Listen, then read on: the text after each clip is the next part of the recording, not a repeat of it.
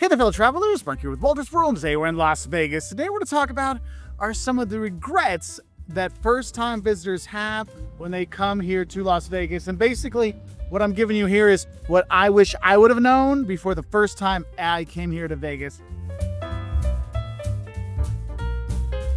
And I want to tell you the first thing that people forget is getting sunburned before lunch. Look, if you're going out, you're going to go explore the city anytime before lunch, just know by the end of the day, you're going to get fried. So make sure you're bringing a hat. Make sure you put that sunblock on before you explore for the day.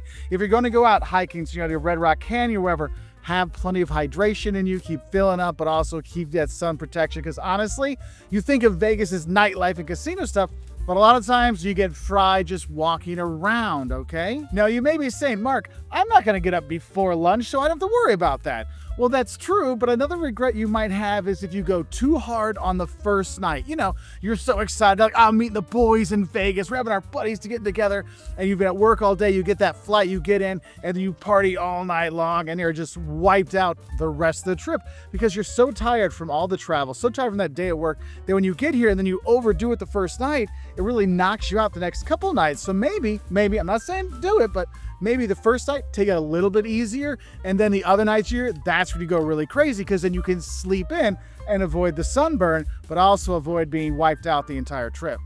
Now, another thing that's really important when you come here to Vegas is don't forget to bring cash. Look, this is a tipping place. You're gonna be tipping literally anybody that helps you. You're gonna be tipping them, and you wanna have cash with you. But if you're on the strip, those ATMs there, $10 ATM fees, $15 ATM fees, it can hit you pretty hard. So I do recommend hitting your local bank before you come to Vegas and stock up on your cash. Make sure you have singles, 5s, 10s, 20s, because if you're going to be tipping, you know, the staff that's cleaning your room, you might only leave $5. You want to get those free drinks keep coming. You got to have some bills for them to have them keep coming. But cash is king when you're here, and I really recommend you bring it with you so you're not paying those exorbitant ATM fees. Now, when you come to Vegas, you always see people dressed up as Elvis or maybe the showgirls, and you want to get your picture taken with them. It's like a thing to do when you're here. But one thing I want to tell you is to make sure you are negotiating that price before you step into that picture, because you don't want to be in there and they're all of a sudden like, oh, it's $100 for a picture with me and Elvis at the sign. No. Negotiate the price beforehand and do that. And remember, if you're at the Las Vegas sign, you don't have to take a picture with that Elvis that's there. You can take your own pictures. And if they're jumping into your picture when you're taking a picture, you don't have to pay for that because you didn't ask them to be in it. However, if you're going to get that picture with them on your shoulders, or you with the dancing girls or whatever, do know you should negotiate that beforehand. Otherwise, they can get a little bit aggressive in terms of, hey, we want our money, because you got to pay them. So just be aware of that. That's why it's a good idea. Negotiate the price before.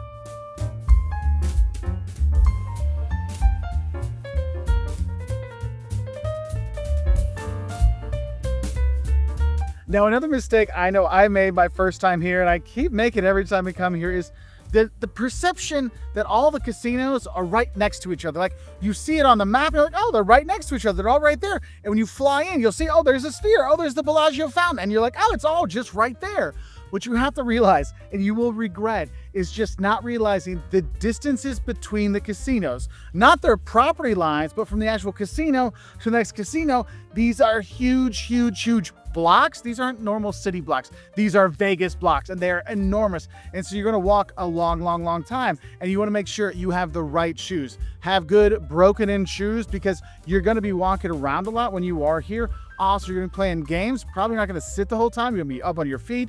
So it's really good to have the good shoes, but it really comes down to just not realizing just the big distances you have here in Vegas. You can walk them, but you're gonna get fried in the sun, and it's gonna be a long day for your little footsies.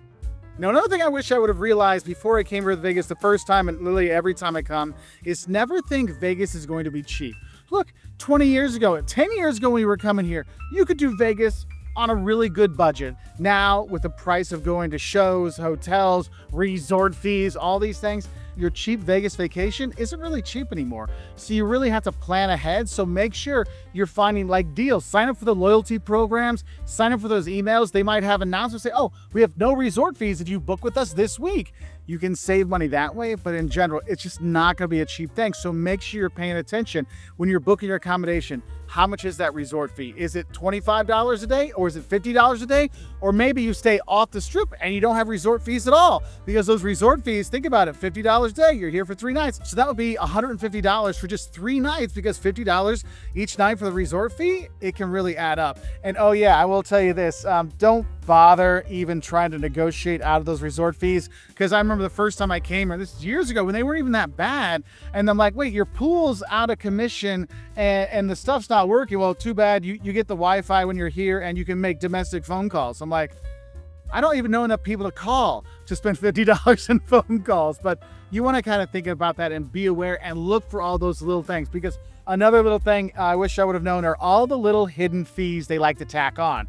Look, if you're checking into a hotel, look and see if there's any fees. You can ask them, hey, are there any optional fees I can option out of? Because you do want to tip the people cleaning your room, but maybe you just leave the money there as opposed for them automatically charging your room. There's a CFN service fee that sometimes pops up on restaurant bills, which another 4 or 5% that goes to the restaurant. It's not for tipping, it's not for the service people, just more charges on there.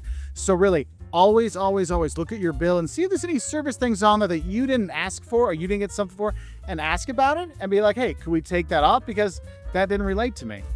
Now, when you're in the casinos, there's one thing when you think about coming to Vegas, it's like, oh, it's all the free drinks, it's all the comp stuff you can get when you come here. But I'm going to tell you, the whole comped rooms and comp stuff is nothing like it used to be.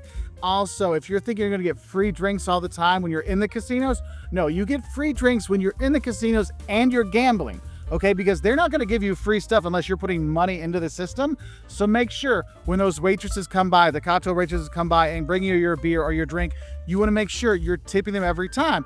$1 or $2, if it's a beer, if you got a fancier drink, maybe tip them $5 or something like that. But you want to make sure you're tipping, because I will tell you, you can do the nickel slots where you can find them. And if you're tipping that person, they're going to be bringing you beers like you're a high roller. But if you're like in one of the higher paying things and you're not tipping the waitresses, they're not going to be bringing your drinks very often. So make sure you do have that. That's why, remember, have those singles, have those fives. Because yeah, it's free drinking when you're gambling, but it's not always free because you do need a tip. Now, another thing with the casinos is, how do you get out of a casino? Like, you go into them, it's like a labyrinth of stuff, and you're like, how do I get out? And you look on the wall and there'll be an exit sign. But if you follow the signs on the exit on the walls, you're like, oh, and then it's like you're just walking around and trying to find your way out of there. When in reality, what you should do is don't use the exit signs that are on the wall. Use the exit signs that are kind of hanging over the walkways, because I find those are a better way to actually get you out versus the ones on the wall. It's a little thing, but it can save you much headache trying to get out of some of the casinos when you're here. And speaking of the casinos and just in general, hey, you want to know a way to save some really good money when you come here to Las Vegas? Don't stay on the Strip. Seriously, I know the Strip is like the place to be, but if you're here downtown, Fremont Street Experience is right over there, or you're staying off Strip, you can save a lot of money in the hotels, casinos, eating, all kinds of stuff. So you don't have to spend Strip prices to have an experience. And I'm going to tell you, if you're going to be staying in hotels off the Strip, they might not even have, resort fees. So you can save a lot of money that way.